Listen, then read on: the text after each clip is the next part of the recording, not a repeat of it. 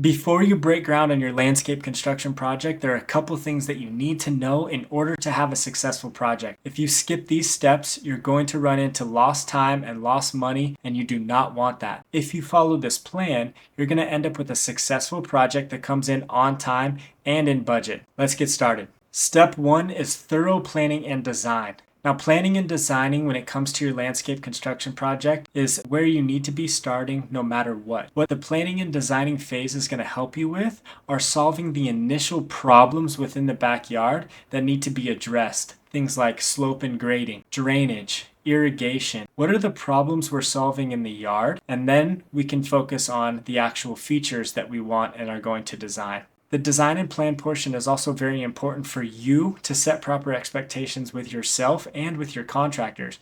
You're going to know exactly what it is that you're getting if you get a 3D design. You're going to know what it's going to look like, what materials you're going to use, how you're going to create functional spaces in the yard. And so using a designer is very, very important. I highly suggest, even if you're going to spend $10,000 to $15,000 on your backyard, please get a design and plan. This is going to set up your project for success. Number two, setting a realistic budget. When it comes to budgeting for your backyard, this is where homeowners can make a huge mistake and end up losing a ton of money. This goes back to the planning phase. In order to get a proper budget, you need to have a design and plan. Once you have your design and plan, the best way to set your budget, if you do not know what things cost within the landscaping world, which most don't, are to have out some contractors, give them your design, give them your plans, and have them get you estimates. If bids are coming in higher than you'd like or lower than you'd like, you can adjust the design and adjust the plan. If you want more features in your backyard and the estimates are coming in less than what you have to spend, you can add a couple things.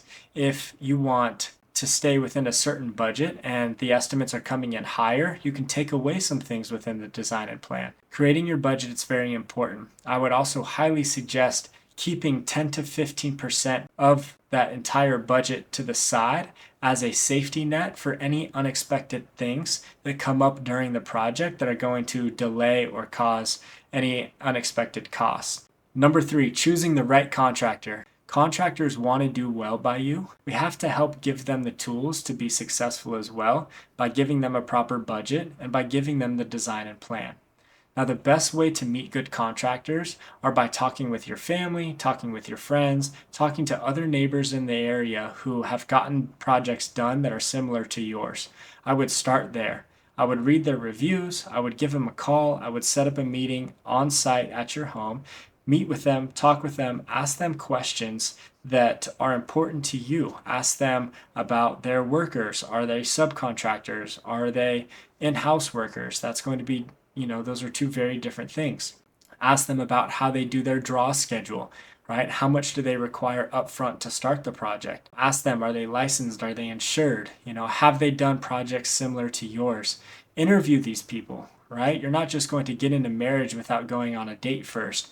You're going to have to date them. You're going to have to get to know them. It's very important. But you want to find somebody who has experience, who's licensed, insured, and done your type of project many times before, has work to show, can share testimonials, can take you to a previous customer's home to hear about their experience. A good contractor is not going to duck from any questions that you have.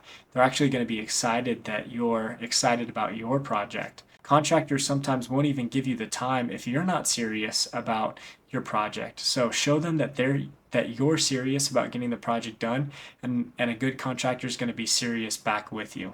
Number four is securing permits and approvals. Now, the permitting process typically is handled by your contractor, especially if you hire a good contractor. They're going to handle any permitting with the city and any documentation that you need to submit to your HOA. Sometimes HOAs can be a little bit more difficult than cities. I've seen it as a designer. You just need to make sure you jump through the right hoops and you follow the process correctly and you get the HOA and the city the proper documentation, because otherwise if you do not do your project with permits or you do not submit the proper documentation to the HOA, you can invest $20, $30, $50, $100,000 into your backyard. The city could drive by during construction and they can tell those guys to rip it all out. And now you're out $100,000. Your contractor, you've already paid him. He's not going to give you money back. You're going to lose all your materials. And now you're stuck with a half-done backyard, and that's not where you want to be. Getting your permits is important. Now, you can hire a permit expediter to help you with this. If you hired a designer, like we talked about in step 1, typically a designer will help provide you the plans necessary for permitting and for HOA submittal. Although your contractor might take on the responsibility of getting these permits approved, it is at the end of the day your responsibility because the permits are in your name and you need to make sure that the proper permits are acquired. Now, step 5 is establishing a clear timeline, and really this is more about setting expectations with your contractor and making sure that your contractor sets proper expectations with you. After you choose your contractor, and if it's somebody you like and you have great reviews, sit down with them before the project begins and plan out the project with them. This is also going to benefit them in the long run. They want to get the project done. You want the project done. They want to get paid. You want your dream backyard. By sitting down and taking the time to go through a project timeline together, you're going to set proper expectations with each other, and the relationship is going to get better, and you're going to get what you want, and the contractor is going to get what you want. By following these 5 steps of design and planning, setting up a budget, picking a contractor, making sure that you get permits, and setting a timeline and proper expectations, you're going to set up yourself for success with your landscape project. You will save money and you will save time by doing these 5 steps. If you don't do these 5 steps, you will lose time and you will lose money. This is a big investment. Do not let it go to waste. Be thinking 5 to 10 years down the road. Don't be thinking just about now and wanting to get it done quickly. Make sure you do this right. Thank you so much for watching. I hope you learned from this. If you need any help with a design or plan, we have a design and planning company. It's called Your Haven. Follow us on Instagram. You can go to our website and book a free design call and we can get started. We also have another community that we've built on school.com called Developers.